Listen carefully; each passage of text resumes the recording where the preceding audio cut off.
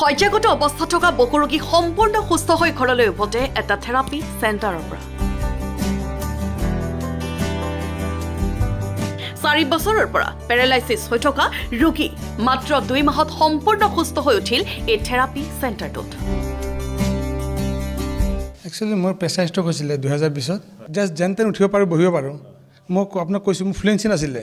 কিন্তু ইয়াত হোৱাৰ পিছত 2 মাহ কৰাৰ পিছত মোৰ যিটো ফ্লুৱেঞ্চি আহিছে ধৰক বহাত খোজকঢ়া থিয় হোৱাত সেই ফ্লুৱেঞ্চি মই 2 মাহত পাইছোঁ ইটছ আনবিলিভেবল মই ভবাই নাছিলোঁ এতিয়া তেওঁ খোজকাঢ়িব পৰা হৈ উঠিল সম্পূৰ্ণ সুস্থ মানুহৰ দৰে 100% সুস্থ মানুহ মই খোজকাঢ়ি পাৰিছোঁ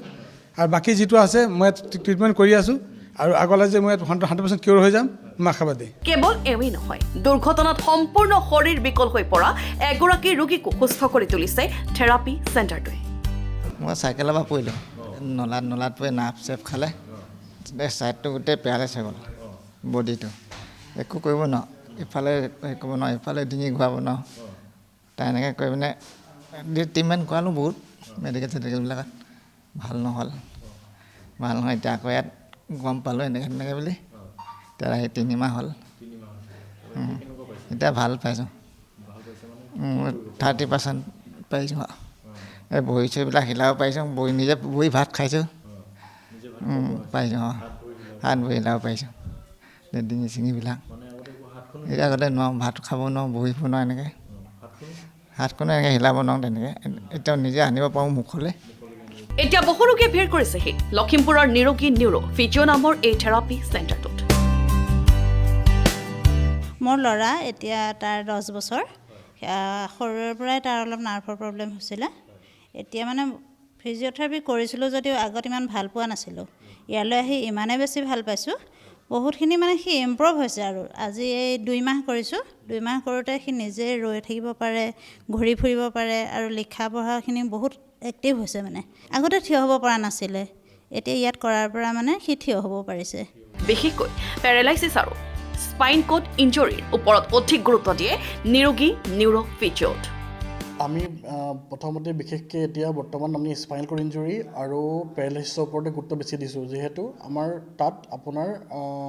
স্পাইনেল কৰ্ড ইঞ্জুৰি পেচেণ্ট বেছি আৰু লগতে পেৰালাইচিছৰ পেচেণ্ট যথেষ্ট বেছি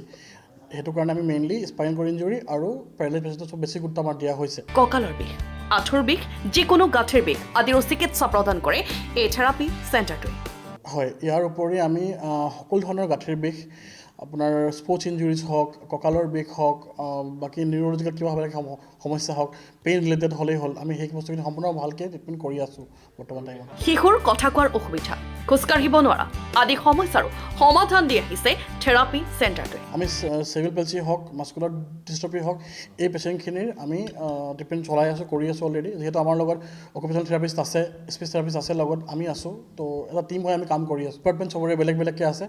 ফিজিঅ' আছে স্পীচ থেৰাপিষ্ট আছে অকুপেশ্যনেল থেৰাপিষ্ট আছে ক্লিনিং আছে নাৰ্ছিং কেয়াৰ আছে চবেই মিলি কাম কৰি আছে বৰ্তমান যথেষ্ট অভিজ্ঞতা তেখেতসকল আপুনিও যদি এই নিৰোগী নিউৰো ফিজিঅ'ত এনে যিকোনো সমস্যাৰ চিকিৎসা গ্ৰহণ কৰিব বিচাৰে তেন্তে টাউন বাউণ্ডৰ এই থেৰাপি চেণ্টাৰটোৰ সৈতে যোগাযোগ কৰক 7002921978 অথবা 6000497630 নম্বৰত এড্ৰেছটো হৈছে আমাৰ ৱাৰ্ড নং 14 town bound north Lakhimpur Assam bureau' report Lakhimpur today